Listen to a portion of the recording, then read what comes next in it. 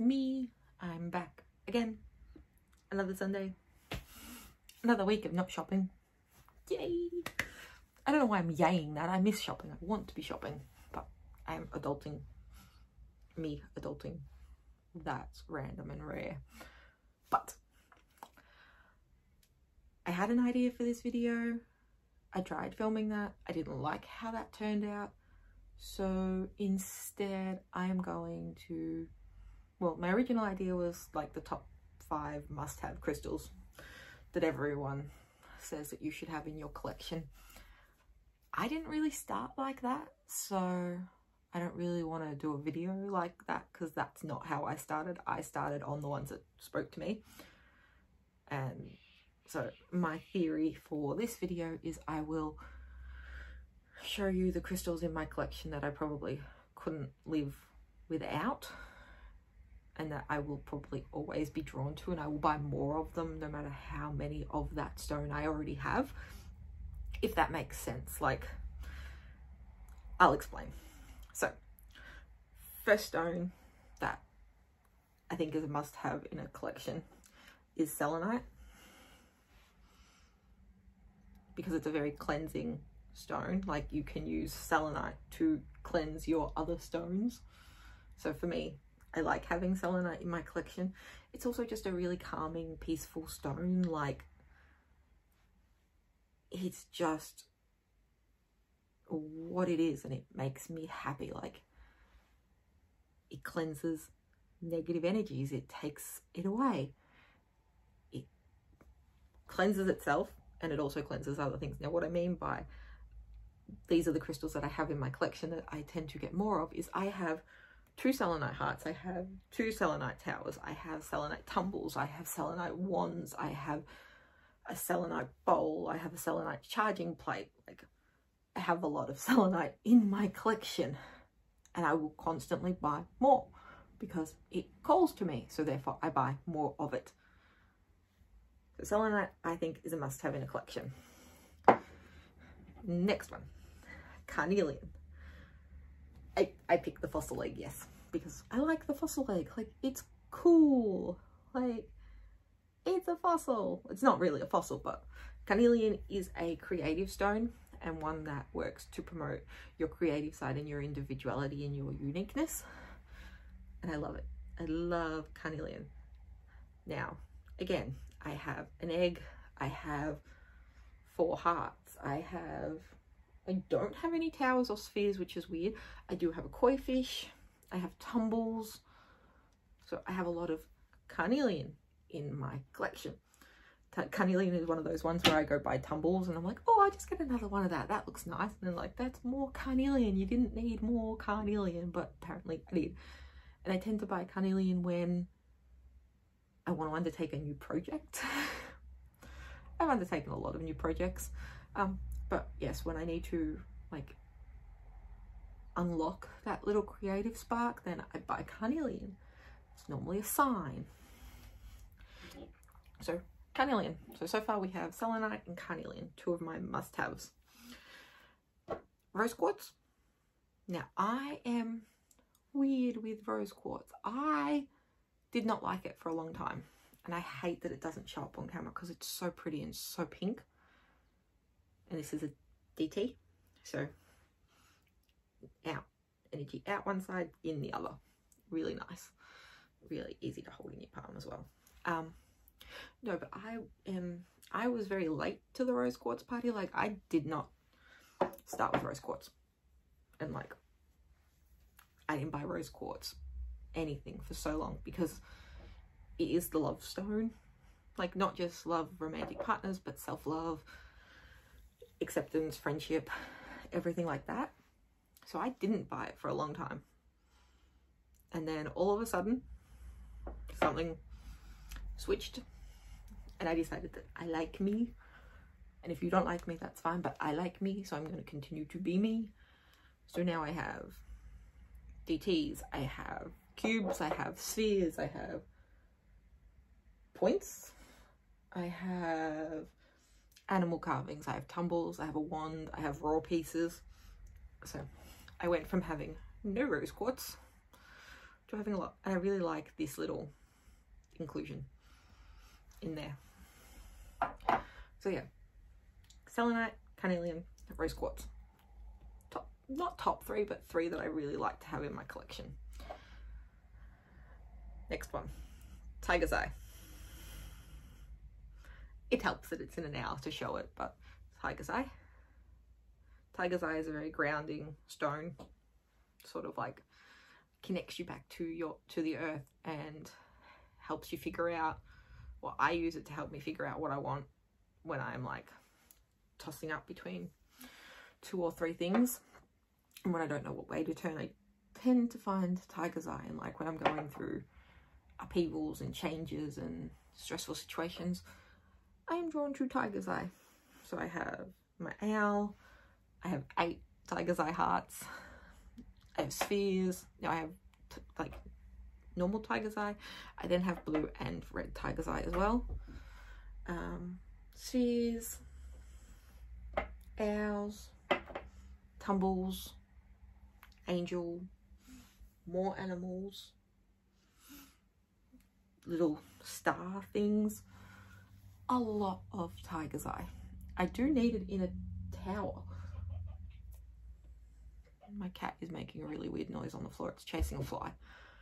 But yeah, tiger's eye is another one that I really, really, really like. Actually one that my mum likes as well. So tiger's eye is a vital stone. So selenite, carnelian, rose quartz, tiger's eye, 4 stones. All right, then we'll go with black tourmaline. I like it in this one because it's with inclusions, so I really like the black tourmaline. Black tourmaline is a protection stone. I have it on a ring as well, which I normally wear, but I haven't worn it in a while.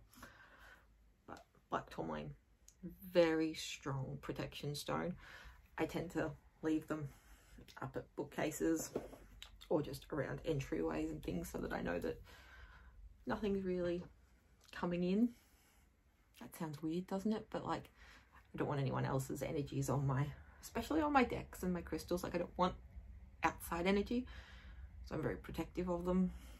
That being said, I do let my nieces and nephews look at them because I feel like they're interested, so they can look at everything under supervision. Under supervision. They're very careful with everything, but under supervision. But no, love black tourmaline. Have it on a ring. Have it in tumbles. It's funny, I've got it in mostly raw forms. That's interesting. Probably not to you, but to me, I've just realized that I have black tourmaline mostly in raw form.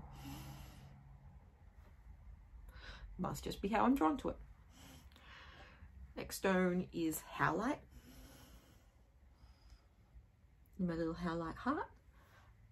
I have howlite in, I have pink howlite, purple howlite, green and blue howlite, I think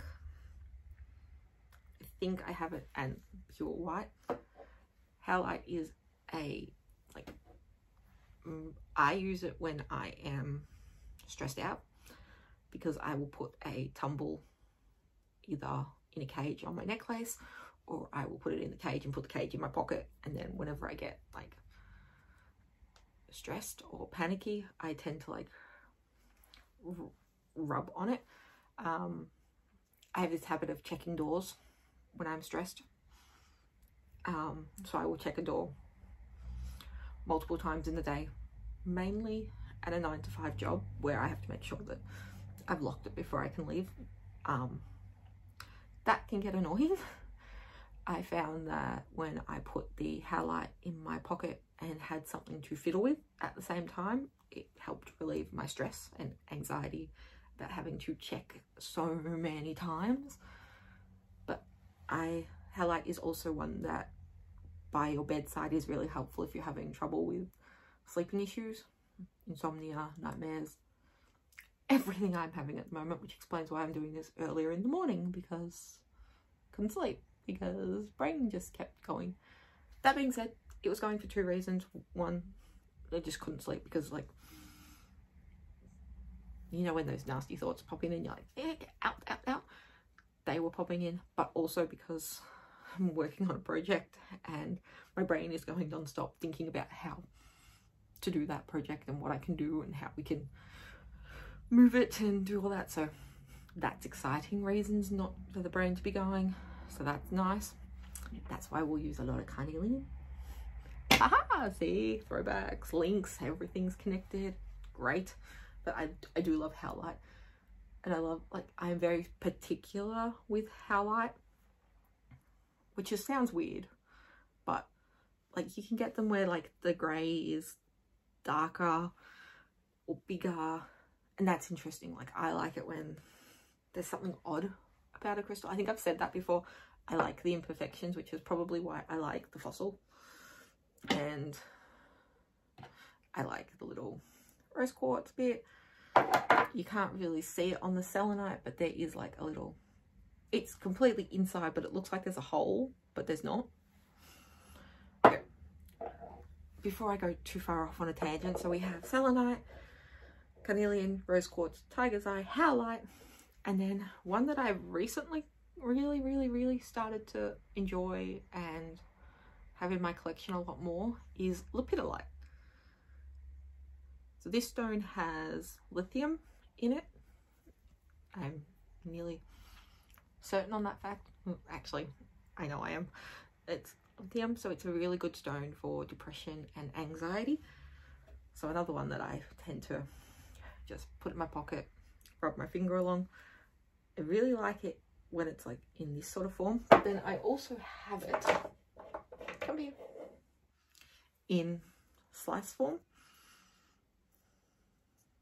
which is also really cool. Now, I have a little friend and she likes to call this the piddle stone because she can't say lepidolite, so it's the piddle stone, which is really cute. But she also sits an angel on top of it, which is really cute. I guess the one thing that like she's decided that's where it lives, so I'm like, yep, that's where that lives. The little tiger's eye angel lives on the lepidolite piddle stone.